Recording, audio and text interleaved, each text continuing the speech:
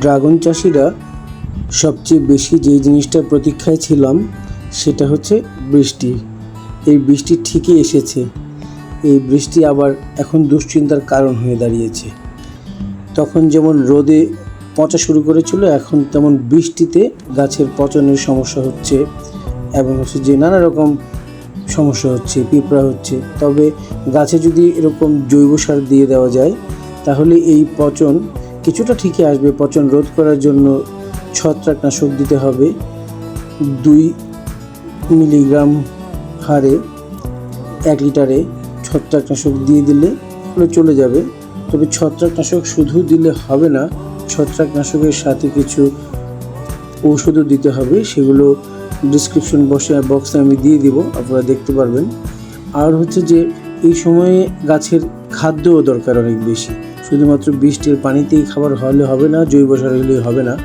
যেহেতু গাছে অনেক ফল আছে, গাছে ছোট বড় অনেক ধরনের ফল আছে, ফুল আছে। যখন কুড়িগুলো একটু 10 দিন কোনো মতো বড় হয়ে যায়, তখন ওই গাছগুলোতে কিন্তু আসলে খাবার দিতে হবে ঠিকঠাক।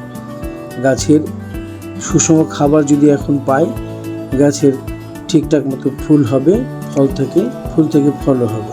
তবে গাছের পরিচর্যা অব্যাহত রাখতে হবে।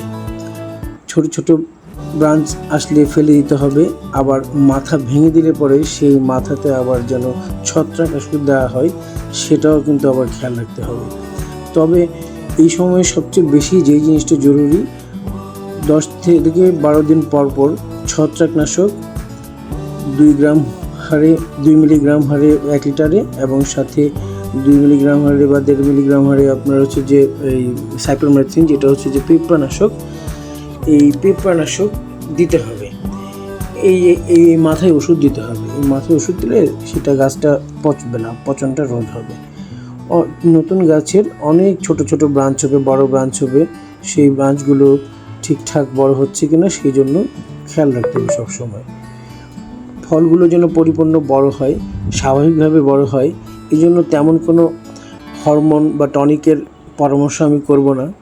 কারণ হচ্ছে যে আপনার ফলটা হয়তো 200 গ্রাম, 250 গ্রাম, 300 গ্রাম হবে, কিন্তু ফলটা অনেক স্বাস্থ্যকর হবে এবং মানুষের জন্য এবং ভালো হবে। বাজারে বিক্রি করাটা খুব সহজ হবে। ওই 500, 1000, 1 কেজির মতো সাইজের ফল করার দরকার নেই। আমি মনে করছি যে এটাতে আসলে ফলের সাইকেলটাও আসলে ভিন্ন হয়ে যায় এবং 45 দিনের মতো লাগে একটা ফল স্বাভাবিকভাবে বড় হয়ে উঠতে। অন্য সময় না হলে ওইভাবে যদি টনিক দেওয়া হয় তাহলে কিন্তু ফল হয়ে যায় 60 দিনে। আপনার খুব একটা লাভ নাই।